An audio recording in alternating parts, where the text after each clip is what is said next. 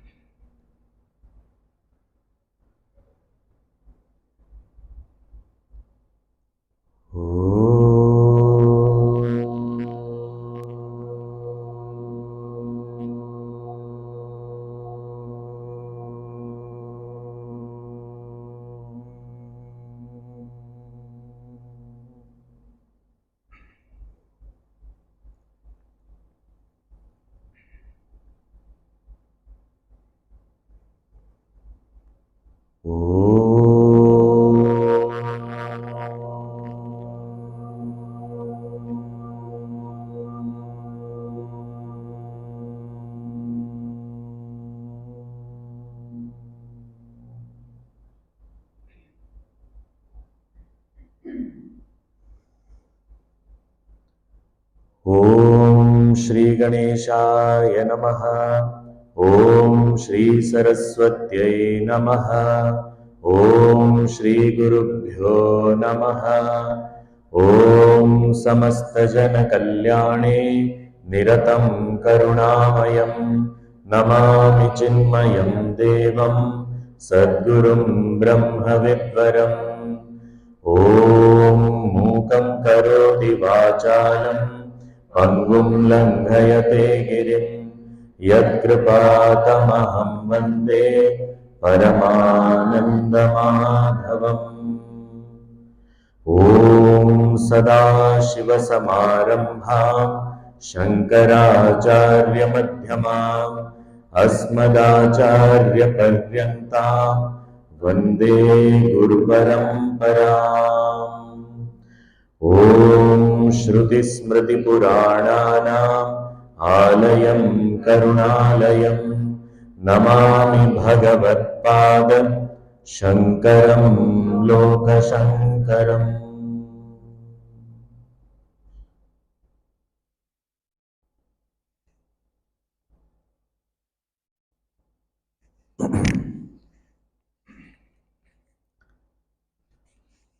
We'll chant verses 8 and 9 together.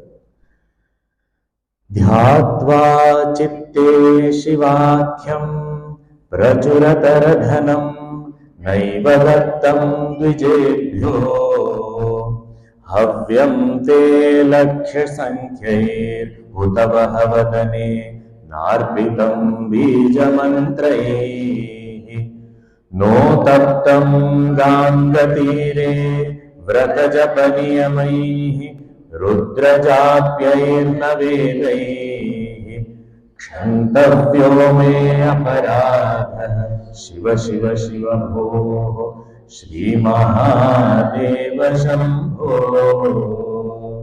स्थित्वा स्थाने सरोजे प्रणवमयमरुत्कुण्डले सूक्ष्ममार्गे शान्ते स्वान्ते प्रलीने प्रकटितविभवे ज्योतिरूपे पराख्ये लिङ्गज्ञे ब्रह्मवाक्ये सकलतनुगतं शङ्करं न स्मरामि क्षन्तव्यो मे पराधः शिव शिव शिव भोः श्रीमहादेव Shambho.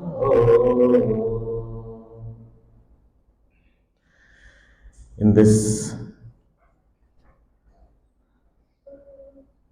hymn to Lord Shiva, Bhagavan Adi Shankaracharya, besides seeking forgiveness, also for our benefit, is indirectly giving us guidance on how an ideal life of a devotee has to be. What kind of sadhana does one seeker need to do? At various stages of life, how are we supposed to spend our time? And what is the entire journey of a seeker? How it starts with certain preparatory practices and how it keeps evolving into more subtler types of sadhanas. So we saw in the 8th and 9th verse that Bhagavan is talking about yajna, dana, tapa, also talking about different yogic practices and also some basic meditation. Now in the next verse, he is talking about the highest form of meditation. Meditation doesn't have different forms, but as far as our sadhana is concerned, it is an evolved state further than just contemplating upon a particular form or his attributes, going to something subtler. So here in the 10th verse, he is saying, नग्नो निस्सङ्गशुद्धः त्रिगुणविरहितो ध्वस्तमोहान्धकारो नासाग्रे न्यस्तदृष्टिः विदितभवगुणो नैव दृष्टः कदाचित्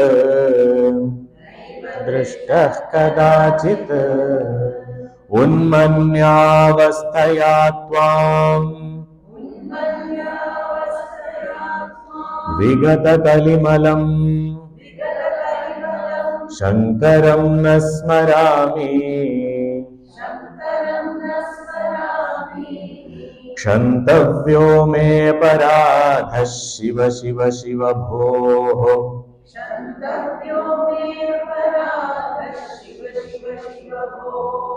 श्रीमहादेव Shambho.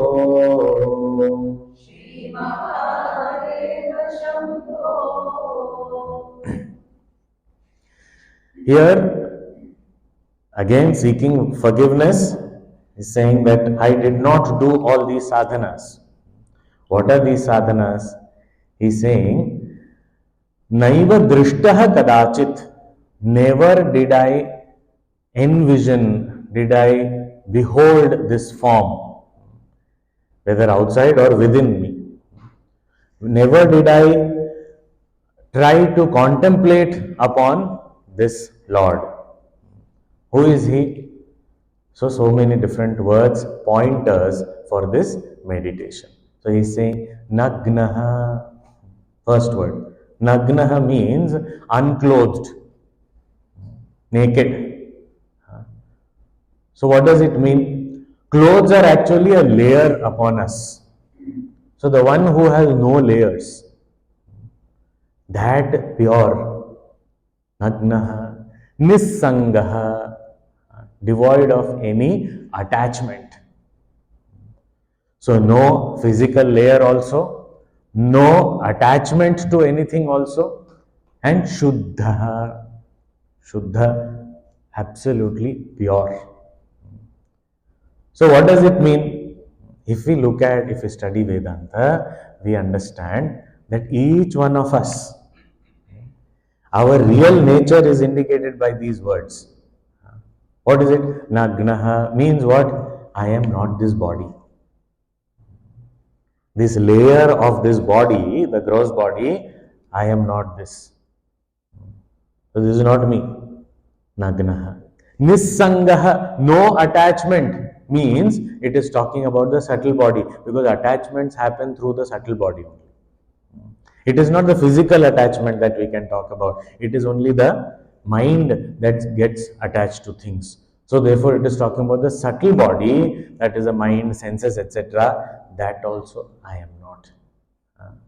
Nagnaha, not the gross body. Nissangaha, not the subtle body. Shuddhaha. Shuddha means there is no impurity whatsoever. That alone, nothing else. And the greatest impurity, again the scriptures say that it is ignorance. So Shuddha means devoid of ignorance, which is in other words called the causal body or Karana Sharira. So not this Thula Sharira or gross body, not the Sukshma Sharira or subtle body, not the Karan Sharira or causal body. I am not any of these things. That is indicated by Nagnaha, Nisangaha, Shuddha. So that which is beyond this gross, subtle and causal bodies, what is that? That Swarupa, that is the Lord I am seeking forgiveness from. So is such a Lord somewhere external? Is he sitting somewhere on the Mount Kailash? Where is he? The question is, where is he not? Saying, Bhagavan, I did not pay attention to that which was beyond these three bodies. I was all involved with these bodies only. Constantly, I have been taking care of and serving this body. I have been taking care of the needs of the subtle body and completely under the influence of the causal body or ignorance. I have been living like this only. So I have not paid attention to something beyond. And what is that which is beyond? Triguna virahitaha. That which is devoid of the three gunas. I was constantly under the influence of three gunas and I've been making changes and trying to improve in that state. Yes, as a beginner, one has to work on the balance of the three gunas also. That when I want to sleep, there should be tamo guna. When I want to work, there should be rajo guna. When I want to worship or study, there should be sattva guna. So that regulation has to be there, that we have to work for in the beginning. But now it is an advanced seeker's state. So in that advanced stage of sadhana, I have still been influenced by the three gunas only.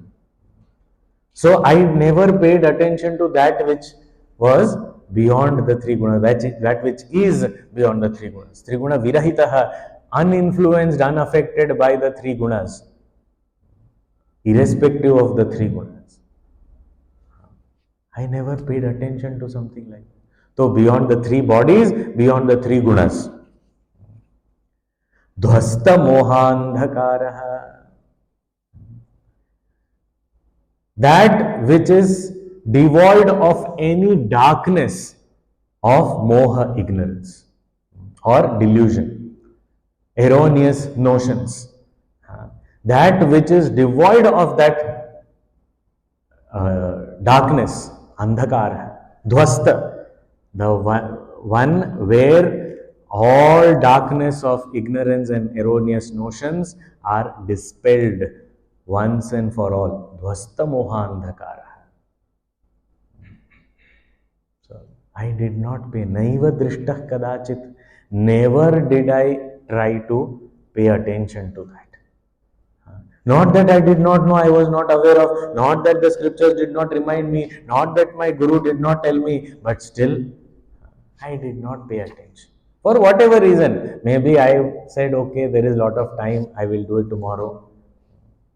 And that kept on getting postponed. Or maybe I did not take it very seriously. Maybe I was too preoccupied with so many things that I am doing, whatever the reason may be, but I did not do this.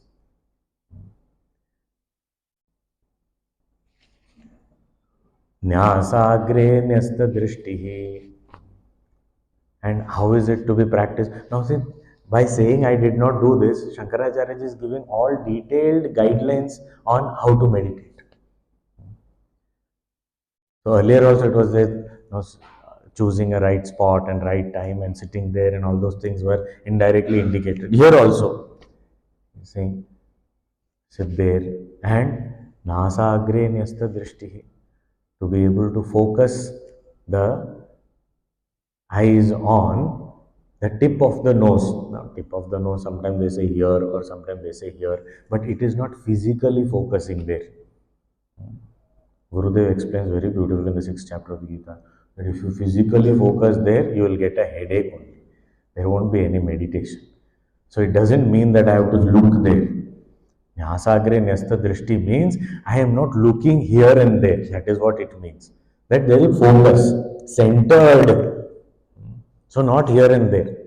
And nyasta drishti, I am not keeping my eyes open and saying now, This will not happen even if I close my eyes. And this beautiful uh, expression we find on the face of Lord Shiva is in his meditative posture, and that beautiful expression of his eyes, which are not fully closed, not fully open. Little bit he has opened, but that those eyes are not moving here and there, looking here and there. They are as though focused on the tip of the nose, but he is not looking at the tip of the nose also. So that kind of mudra, this is called Shambhavi mudra. That's the expression of Lord Shiva, where he's enjoying the bliss of the self, but at the same time not neglecting what is there outside. If he shuts his eyes fully, what about us? So he's looking at us also a little bit. He's taking care of us, but he is also experiencing his bliss. There's this balance. This is the beauty. So Lord Shiva is a personification of this balance of inside and outside. Same way, we find another place also, Lord Shiva, he is what? Neelakantha, which means what? He drank poison. And it is said in different versions, somewhere it is said that Parvati ji came and held on to his neck so that the poison doesn't go in. Some places Parvati ji is not mentioned, he himself has held it in the neck. So somebody asked why? We say poison, or we say the negativities or bitterness, which can destroy the whole world and the harmony in this world. That bitterness, he says, if he takes inside, so the whole world is inside him, so all the jivas will get destroyed. And when we look at him as a particular form, then he has to take care of the whole world which is outside him also. He is only manifested, so the whole manifestation. So if he takes it outside, all jivas will be destroyed. If he takes his inside all the jivas will be destroyed. So what to do? He has held it there. So he is not giving that bitterness and negativity to others also, and he himself is also not turning bitter and negative. So he is able to carry out this beautiful balance between the inner world and outer world. So we all the time want to know how to strike balance. Lord Shiva is the ideal for this. How to strike balance. So I could not do any of this. So in this, Bhagavan Shankaracharya is saying, sit down. Have the sight focused. Don't be distracted. Don't look here and there. Nasagre nyasta drishti. Vidita bhavagunaha. And also, I have closed my eyes, but also I am aware of what is happening in my surroundings. That is a very exalted state. Otherwise, initially sadhanas, we say, no, cut out from the world, be dead to the world. Gurudev used to say, be dead to the world. But in an advanced stage, whether eyes closed or open, I am just reveling in that supreme bliss. So, Vidita Bhavagunaha, I do understand all this. The world is full of changes and different types. Sometimes it is very sattvic, beautiful. Sometimes it is rajasic. Sometimes it is tamasic. I see all these things. I know. And with understanding, I look at it, okay. But I am not paying full attention to it also. And I am not withdrawing from my responsibilities also. So, nasa agre nyasta drishti. Vidita bhavaguna. I know. This is in a way describing Lord Shiva also. So, it is for me a meditation upon the pure self, and also Lord Shiva. How is Lord Shiva? Nagnaha. He is not wearing anything. It is said that he is Digambara. Digambara means what is his clothing? His clothing is the directions, it is the space. So he is clothed by the space. What does it mean? It means that he is that infinite. There are no boundaries in him.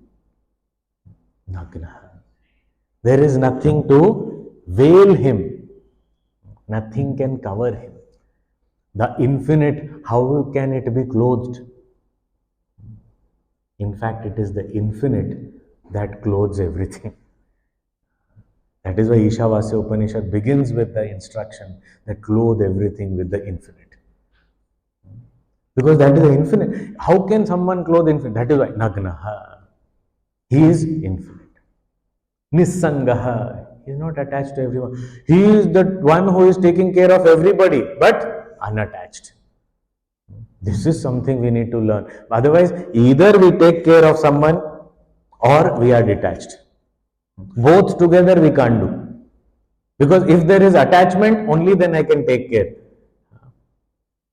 If there is detachment, I don't care. How does it matter?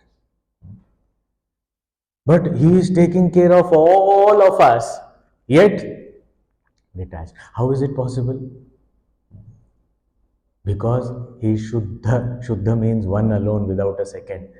So when I know I am that one without a second, then where is the question of attachment and where is the question of taking care also? Shuddha, Triguna Virahitaha, free of all the three gunas. Oneself not in the influence of three gunas, but second line, Vidita Bhava Gunaha, but knowing that the world is under the influence. So how does it matter? This is a very important aspect of a person of knowledge. If someone is knowledgeable, that person does not become intolerant. See, I am free from the three gunas, but why are you not, why are you still under the influence of three gunas? See, look at me. So I am not comparing the world to myself. I am as compassionate as I am always. I understand, yes, others are struggling. They may need some help. If I can do something, let me do. But I don't get frustrated and irritated with them.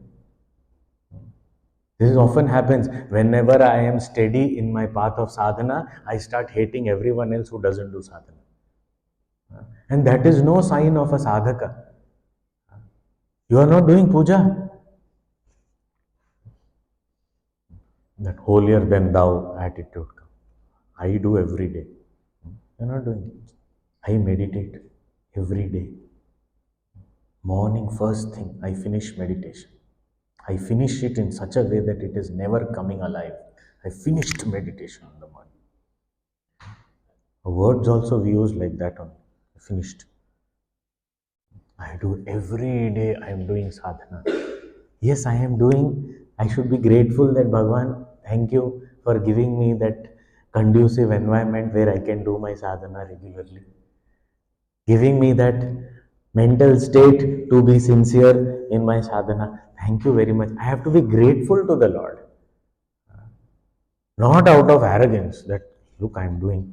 That is why. So, Vidita Bhava Gunaha. So, how is Lord Shiva? He himself is a master of his senses and mind, but he does not hate people who are not masters of their senses and mind.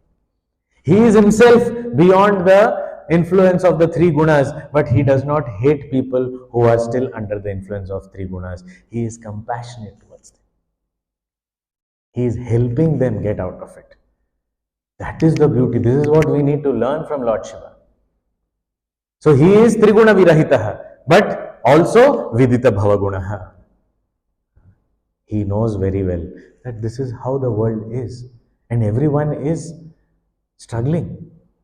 Just because at this moment I am not under the influence of the three gunas does not mean I become holier than the others. In fact, if I am free, then I should help others be free also. Because I did not do anything by myself. I did not achieve anything by myself. It was that gratitude has to be there. It is the Lord who has ensured that I am able to do my sadhana regularly. So Nistrigunyah and Vidita Bhavagunah. Dvasta Mohandakara, he is the one who has burnt away all the darkness of ignorance. And he is the one in his Shambhavi Mudra ever established in this self. Unmanyavasthaya tvam vigata kalimalam shankaram nasmarami. Oh Lord, earlier also it was said Shankaram nasmarami. Earlier also it was said that I never remembered you, O Lord. Or I am not remembering you, O Shankara. But how is this Shankara? Vigata kalimalam. He is free of all conflicts, all impurities. That Shiva, I am not remembering. How? Unmanyavasthaya.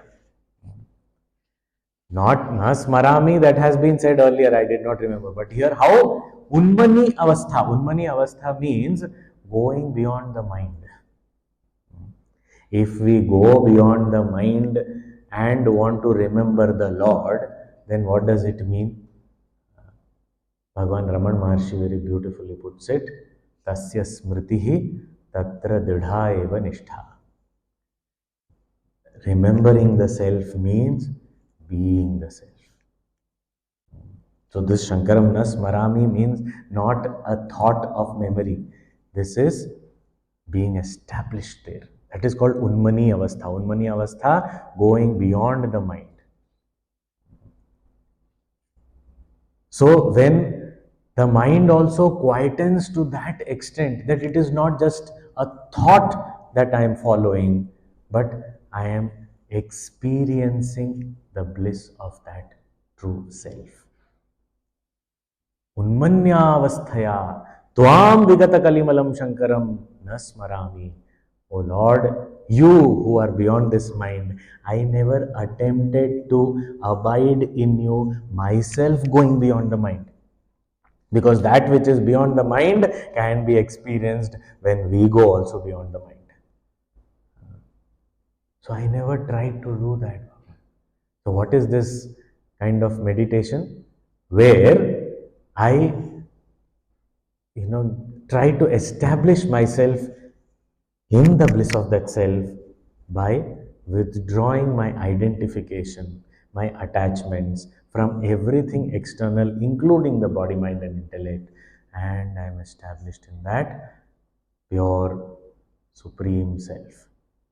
That he is saying, na smara, na drishta. I did not pay attention to this, I never did this. This kind of smaranam, I never did. Nasmara. But Bhagavan, Kshantavyah me aparadha. O Lord, may this mistake be forgiven.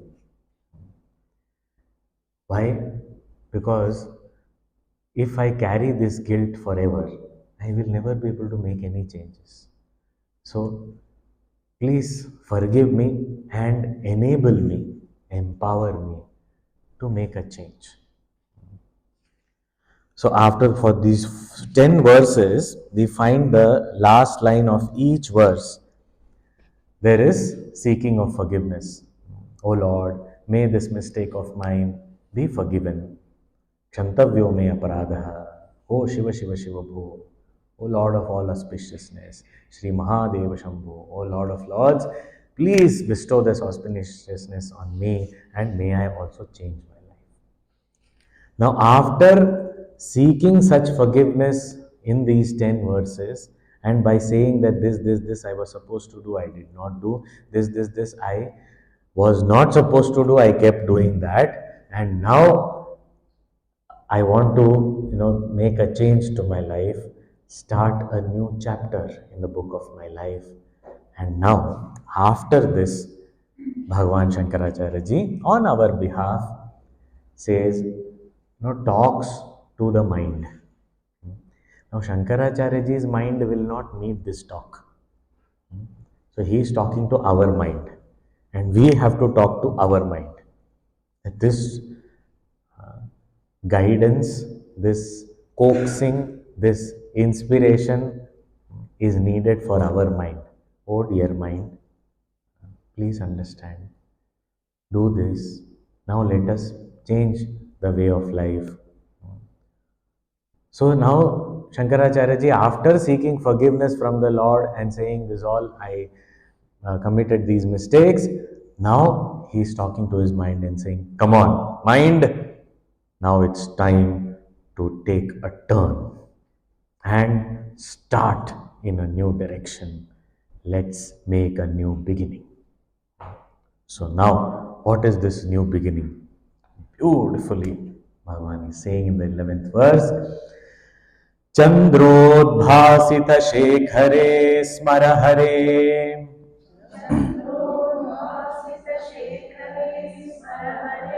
Gangadhare Shankare Sarpair Kanthkarna Vivare Netrodhavaishwanare Dantitvakrita Sundarambaradhare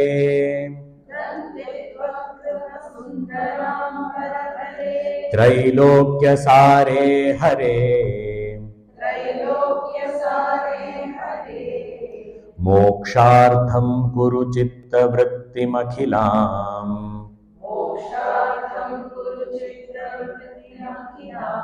Anyaistu Kim Karmabhihi Om Purnamadah Purnamidam Purnat Purnamudachyate Purnasya Purnamadaya Purnameva Vashishyate Om Shanti Shanti Shanti Harihi Om Shri Gurubhyo Namaha Harihi Om